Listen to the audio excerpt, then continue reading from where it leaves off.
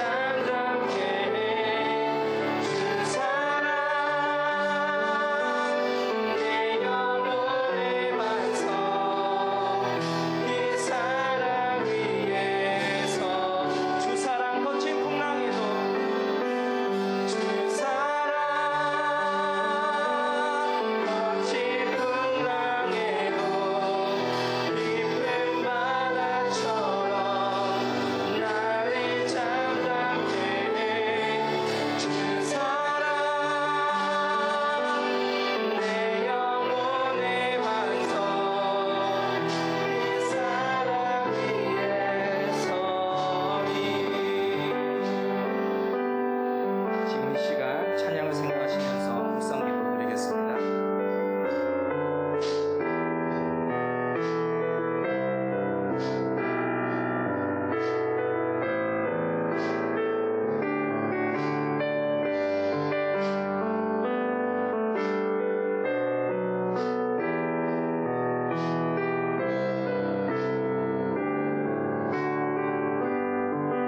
우리 찬송가 38장 찬양드리도록 하겠습니다.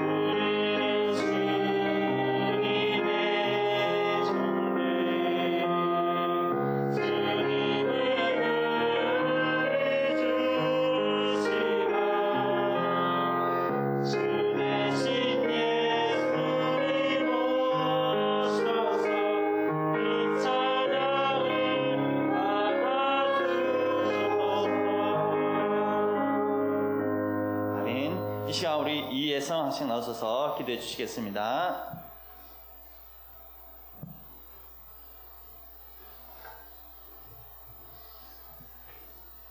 하나님, 지난 한 주도 저희를 지켜주셔서 감사합니다. 지난 한 주 동안 저희가 지은 죄 모두 용서하여 주시고 오늘 교회에 나온 저희가 목사님 말씀 듣고 새로운 한 주 동안 하나님의 뜻대로 살 수 있도록 도와주시고 이번 한 주도 건강하고 무사하게 지낼 수 있도록 도와주세요. 예수님 이름으로 기도드립니다. 아멘. 우리 준비하신 감감하도록 하겠습니다.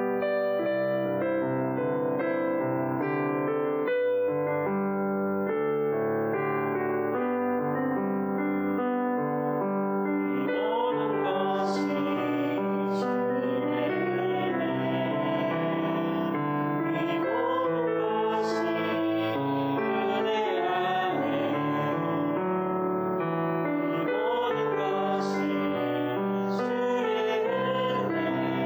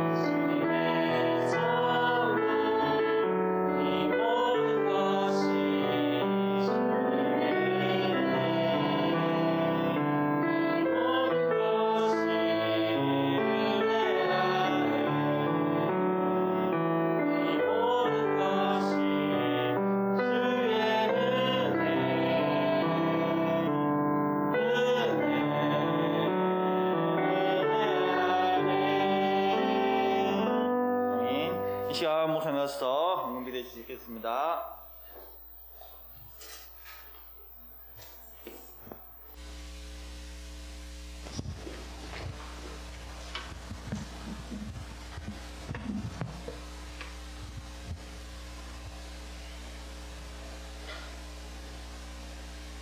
기도하겠습니다. 사랑의 하나님 감사드립니다. 오늘도 이렇게 주의를 허락하여 주시고 하나님 저에 나와서 하나님께 예배드리게 하심을 감사드립니다. 하나님 저희가 드리는 이 귀한 예물이 정말 쓰이는 곳에 하나님께서 영광 받으시며 또 하나님께서 정말 필요로 하신 곳에 이 예물이 쓰일 수 있도록 주님 은혜 다하여 주시옵소서. 감사드리고 예수님의 이름으로 기도드립니다. 아멘. 아멘.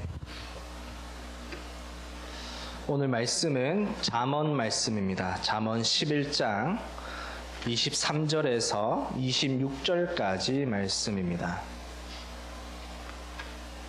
구약성경 잠언 11장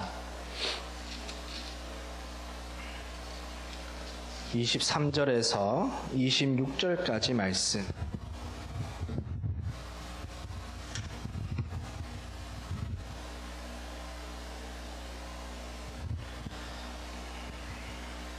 (23절에서) (26절까지) 말씀 우리 한번 한 목소리로 같이 읽어보도록 하겠습니다. 시작.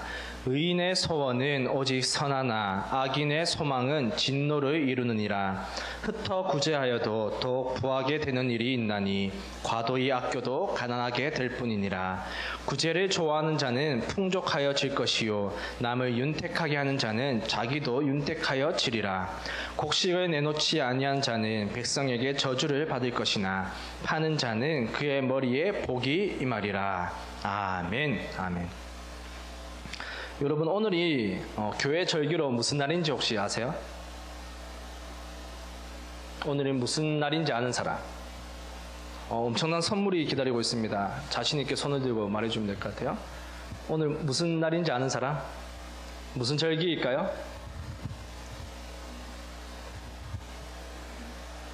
힌트 잘 보세요. 목사님은 잘 보세요. 기준이 성령 감림 주일, 그렇죠. 성령 감림 주일입니다. 절이라고 하기도 주일이라고 해요. 예, 사랑해요. 예, 선물이었어요. 다음부터 아무도 손 안 드는 거 아니죠. 더 많이 들 거라고 예상하고 있습니다. 예.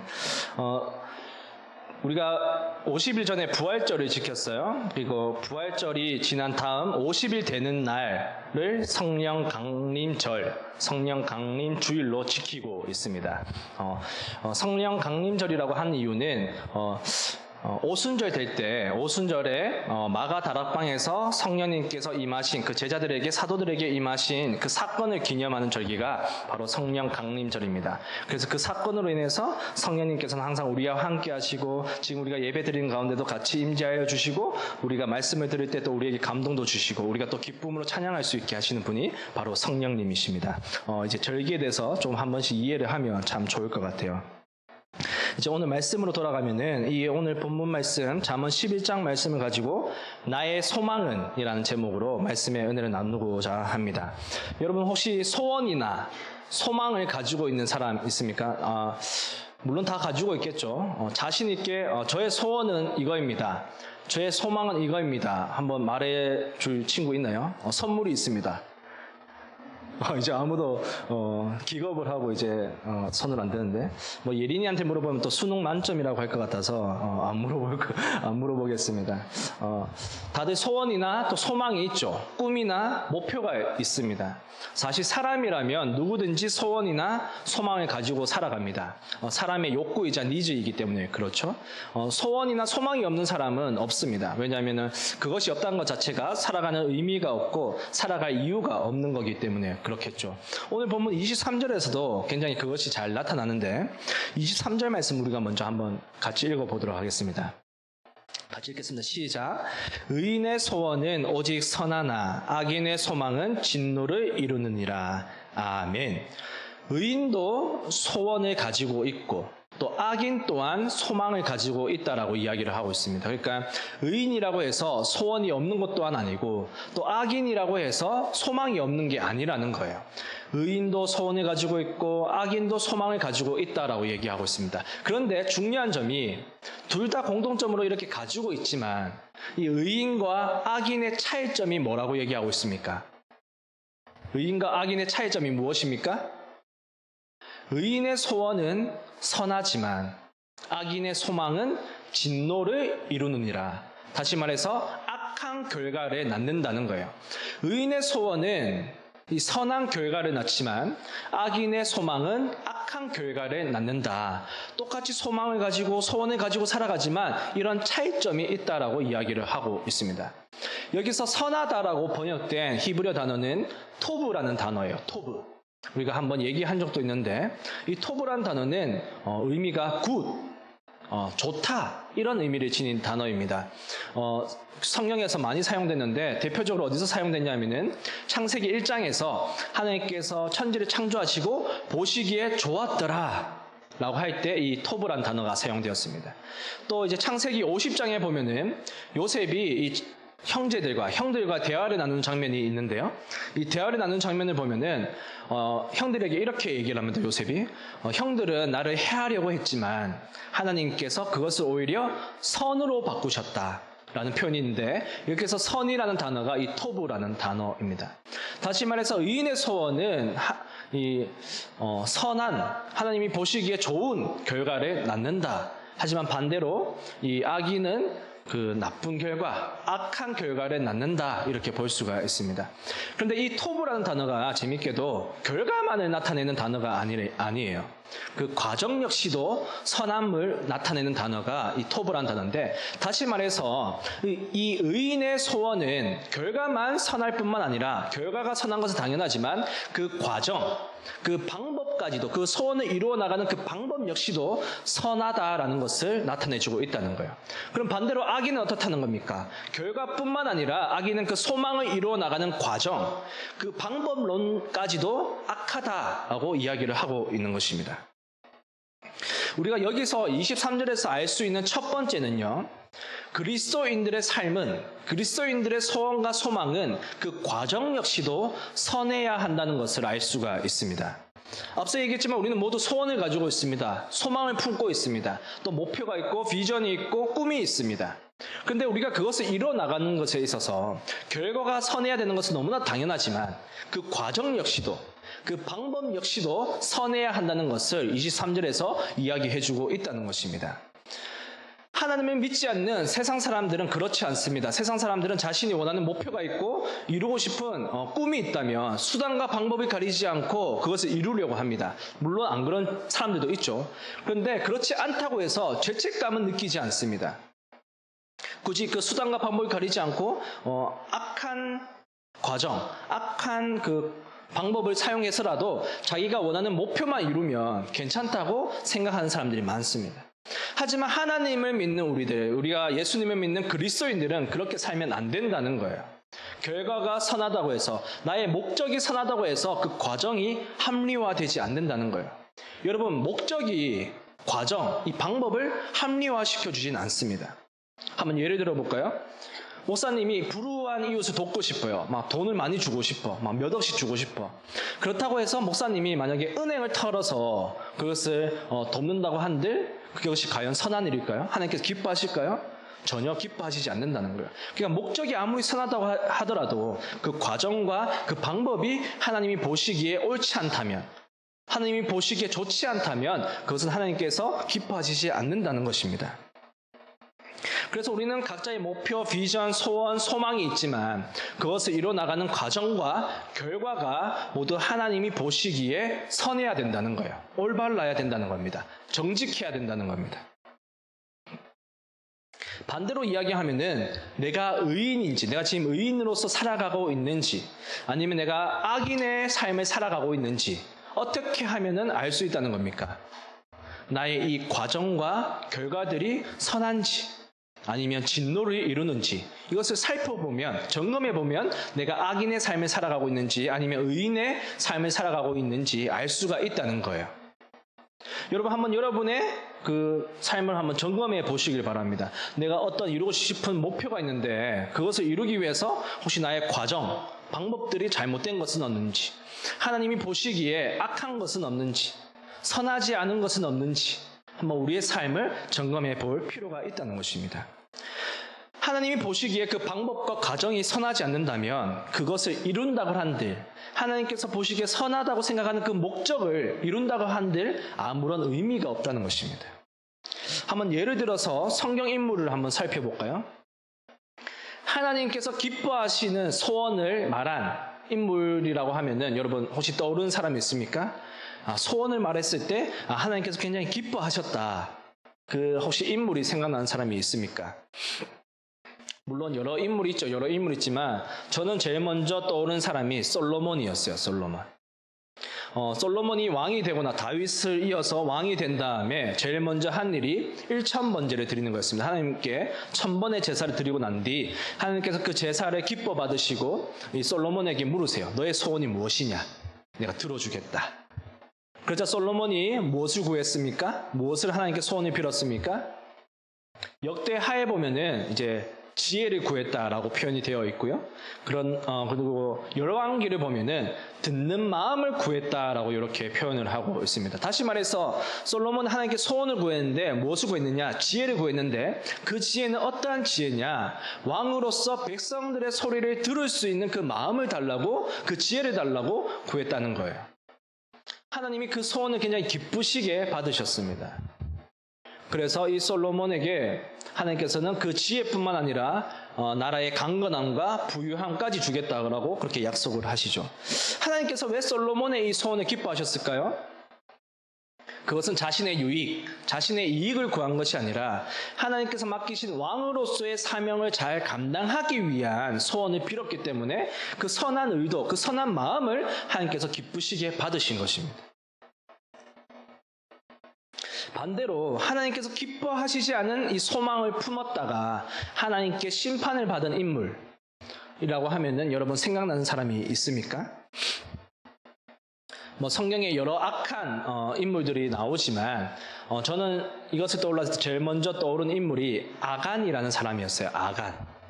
이 아간이라는 인물이 어떠한 인물이었냐 하면은 이스라엘 백성들이 출애굽하고 나서 광야길을 보내고 나서 이제 처음으로 가나안 땅에 딱 들어갔는데 제일 먼저 마주친 것이 이제 여리고성이었습니다. 그리고 여리고성 전투를 벌이죠. 하나님의 일하심으로, 하나님의 역사심으로 여리고성 전투에서 승리한 다음에 여러분 전쟁을 하고 나면 항상 승리하는 사람 쪽에서는 얻는 게 있죠. 그것을 이제 전리품이라고 합니다. 이 전리품을 하나님께서는 그런데 이스라엘 백성들에게 너희가 승리할 건데 그 전리품은 근데 나의 것이다. 하나님께 구별된 것이다. 그래서 너희가 손대지 마라. 이렇게 명령을 하셨어요. 그런데 이 아간은 소망이 있었던 것 같아요. 어떠한 소망이 있었냐면은 지금 내가 지금의 형편보다 조금 더 나은 삶을 살고 싶다. 조금 내가 부유한 삶을 살고 싶습니다. 라는 소망이 있었던 것 같습니다.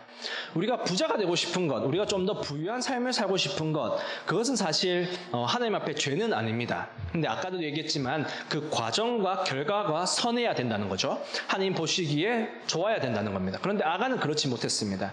아간은 하나님의 것으로 구별된 이 전리품을 몰래 가져다가 자신의 집에 두었습니다. 죄를 지은 것이죠. 그러자 어떻게 되었습니까? 그 여리고성과는 비교도 안 되는 작고 작은 그 아이성, 그 여리고성 다음에 이제 전쟁을 벌인 이 아이성의 전투에서 이스라엘 백성들은 패배를 하고 맙니다. 이스라엘 백성들은 충격적이죠. 이 거대한 여리고성도 우리가 무너뜨렸는데 이 작고 작은 아이성에서 우리가 지다니 충격을 받게 됩니다. 왜 졌습니까? 바로 이 아간의 한 명의 죄 때문에. 이 아간의 한 명의, 이 아간이라는 한 사람의 그 악한 의도, 그 과정과 방법과 결과가 선하지 않았던 그 소망 하나 때문에 하나님께서는 그 이스라엘 전체의 패배, 심판을 내리신 것을 볼 수가 있습니다. 이처럼 우리의 꿈과 목표, 소원과 비전, 이런 것들이 하나님이 보시기에 우리는 선한지 아니면 악한 것은 없는지 우리는 점검을 해봐야 됩니다. 그 과정과 방법들 역시도 우리는 살펴봐야 한다는 것입니다. 그럼으로써 우리는 의인으로 살아가고 있는지, 내가 혹시 악인으로 삶을 살아가고 있지는 않은지 날마다 점검함으로써 의인의 삶을 살아갈 수 있도록 우리는 노력을 해야 되는 것입니다. 이어서 24절에서 26절 말씀을 보면요. 어떠한 내용을 하고 다루고 있냐면은 공동체 안에서 어려운 이웃을 우리가 도와줘야 되고, 그리고 그것을 도와주었을 때, 이 구제하였을 때 하나님께서 엄청난 축복을 내리실 것이라는 것을 이 24절에서 26절의 말씀에서 말씀하고 있습니다. 먼저 한번 24절 말씀부터 보겠습니다. 24절 말씀 한번 같이 읽어보겠습니다. 시작. 흩어 구제하여도 더욱 부하게 되는 일이 있나니 과도히 아껴도 가난하게 될 뿐이니라. 아멘. 우리가 이 어려운 이웃을 구제, 이렇게 물질을 사용하고 물질을 주면 어떻게 된다고 합니까? 오히려 더 부유하게 된다, 부하게 된다. 그런데 내가 과도하게 막 이렇게 아끼는데도 그런데 가난하게 될 뿐이다. 오히려 구제하지 않으면 가난하게 된다. 아끼더라도 이렇게 얘기를 하고 있습니다. 여기서 과도히 아낀다라고 할 때 이 과도히라는 이 단어는요, 두 가지 의미가 있습니다. 그러니까 올바르지 않은 이런 의미가 있고요. 그리고 또 불법적인 이런 뜻을 지닌 단어예요. 다시 말해서 이 과도히 아낀다는 것을 두 가지 측면으로 해석할 수 있다는 거예요. 그러니까 불법적인 방법을 사용해서 이 물질을 모으는 것, 돈을 모으는 것에 대해서 말을 하고 있고, 또 두 번째는 이 이웃이 힘든 이웃을 구제하지 않는 것을 하나님께서 올바르게 생각하지 않으신다, 부당하게 생각하신다. 이렇게 두 가지 측면으로 이해를 해볼 수가 있습니다. 그래서 다시 말해서 결국 이 24절의 말씀은 굉장히 역설적인 표현입니다. 내가 다른 사람을 위해서 돈을 사용하고 어려운 이웃을 위해서 내가 돈을 사용하는데 오히려 부유하게 되고 부하게 되고, 그리고 오히려 다른 사람을 돕지 않고 내가 악착같이 돈을 모으고 아끼고 함에도 불구하고 오히려 다른 이웃을 도와주지 않는다는 이유로 내가 오히려 가난하게 될 것이다 라고 24절은 이야기를 하고 있는 것입니다. 굉장히 이해가 되지 않는 거죠. 우리의 사실 계산으로는 반대가 되어야 되는데 하나님은 그렇지 않다라고 말씀하고 있습니다. 한번 좀 더 살펴보죠. 25절과 26절 말씀 또 한번 읽어보도록 하겠습니다. 25절과 26절 말씀 같이 읽겠습니다. 시작. 구제를 좋아하는 자는 풍족하여 질 것이요 남을 윤택하게 하는 자는 자기도 윤택하여 지리라. 곡식을 내놓지 아니하는 자는 백성에게 저주를 받을 것이나 파는 자는 그의 머리에 복이 임하리라. 아멘. 뭐라고 얘기하고 있습니까? 남을 돕는 것을 좋아하는 사람은 삶이 풍족해질 거라고 얘기하고 있어요. 그리고 또 남이 풍족하도록 계속 돕는 사람은 자기 자신도 윤택해질 것이다 라고 얘기하고 있습니다. 그리고 이어서 26절에서는 반대로 어려운 이웃을 위해서 곡식을 내놓지 않는 사람은 오히려 백성들에게 저주를 받을 것이다. 하지만 어려운 이웃을 위해서 자신의 곡식을 파는 사람은 오히려 복을 받을 것이다. 이렇게 다시 한번 이웃을 돕고 이웃을 위해서 구제하는 삶에 대해서 강조를 하고 있습니다. 여러분 어떻습니까? 24절에서 26절의 내용을 요약을 하자면 하나님께서는 굉장히 어려운 이웃을 돕고 구제하는 것에 대해서 굉장히 중요하게 생각하신다, 강조하고 계신다. 그러니까 우리가 이웃을 도와라 이렇게 말씀하고 있는 것을 볼 수가 있습니다. 우리가 이 24절에서 26절 말씀을 통해서 두 가지를 알 수가 있습니다. 첫 번째는 하나님께서는 굉장히 공동체를 중요하게 생각하신다는 거예요. 공동체를 중요하게 생각하신다.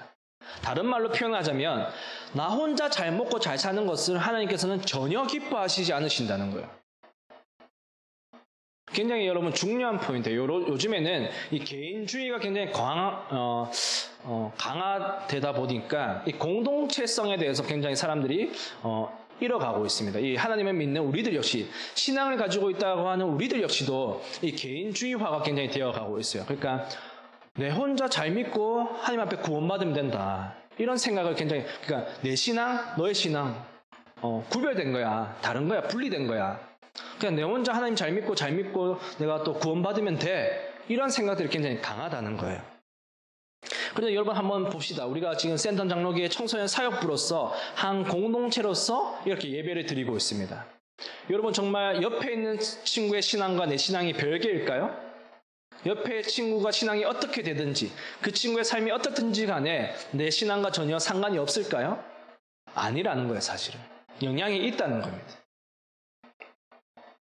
우리는 사실은 혼자서 살아갈 수 없는 존재입니다. 우리는 항상 무리를 지어서 살아가고 공동체를 만들어서 살아가는 존재입니다. 그리고 그 공동체 안에서 우리는 서로 영향을 받는 존재입니다. 그리고 하나님은 그 사람을, 이웃을 하나님의 형상으로 지으셨습니다. 그 이웃을 사랑하고 섬기는 것이 하나님을 사랑하고 섬기는 것이 되는 그런 놀라운 신비를 사람 속에 숨겨두셨습니다. 내가 속한 공동체 안에 어려운 이웃이 있는데 그를 돕지 않고 나 혼자 잘 먹고 잘 사는 것은 하나님께서 전혀 기뻐하시지 않으신다는 거예요. 그래서 우리는 이웃을 사랑하고 또 어려운 이웃을 위해서 기꺼이 돕는 그러한 삶을 살아가야 한다는 것입니다. 그리고 중요한 것은 오늘 본문에서 그것이 손해라고 얘기하고 있습니까? 손해가 절대로 아니라고 하나님은 약속하고 계세요. 오히려 그렇게 삶을 살아갈수록, 이웃을 돕는 삶을 살아가면 살아갈수록 더 부유해지고 윤택해지고 하나님께서 주시는 그 복을 누리며 살아갈 것이라는 것을 하나님은 약속하고 계십니다. 우리는 이 말씀을 믿고 그 말씀대로 살아가야 한다는 거예요. 구제하여도 더욱 부유해지고 과도히 아끼면 가난하게 될 것이다. 이 말씀을 통해서 우리가 알 수 있는 두 번째는 이 물질적인 부유함, 물질적인 풍요는 이 산술적인 계산에 의해서 결정되는 것이 아니라 오로지 하나님께 달려 있다는 사실입니다. 여러분, 하나님께서 천지를 창조하셨던 사실을 믿으십니까? 정말 우리가 하나님께서 천지를 창조하셨다는 그 사실을 믿으신다면 우리의 물질, 재물, 돈 역시도 하나님께 달려 있다는 것을 믿으십니까? 여러분, 우리는 이 사실을 믿어야 되는 거예요. 여러분, 제가 이 주장을 믿어야 된다고 얘기하고 있지 않습니다. 이 사실을 믿으셔야 돼요.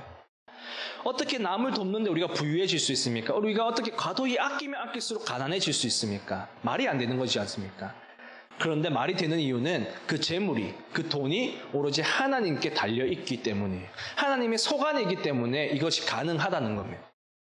여러분, 하나님은 우리가 이웃을 위해 살아가면 살아갈수록 우리의 삶을 풍족하게 해주십니다.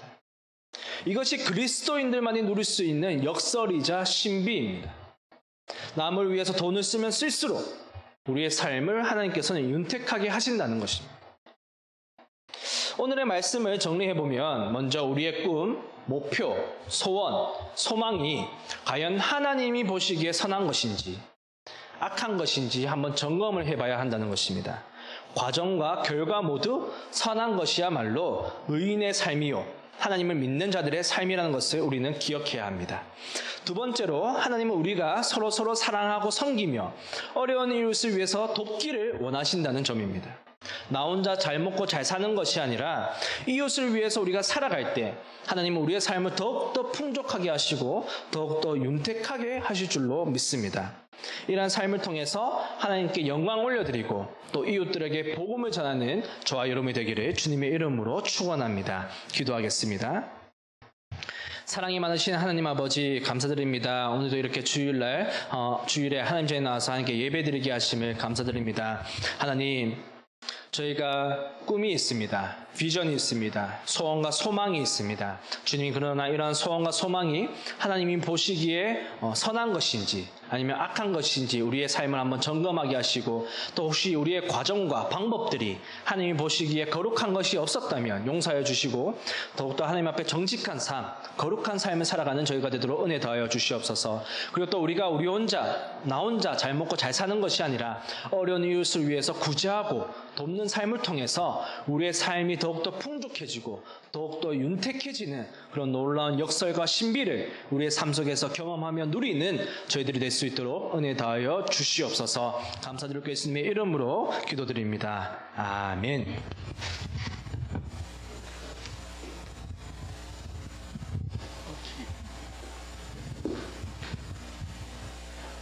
우리 결전 찬양, 내가 주인 삼은 찬양 드리도록 하겠습니다.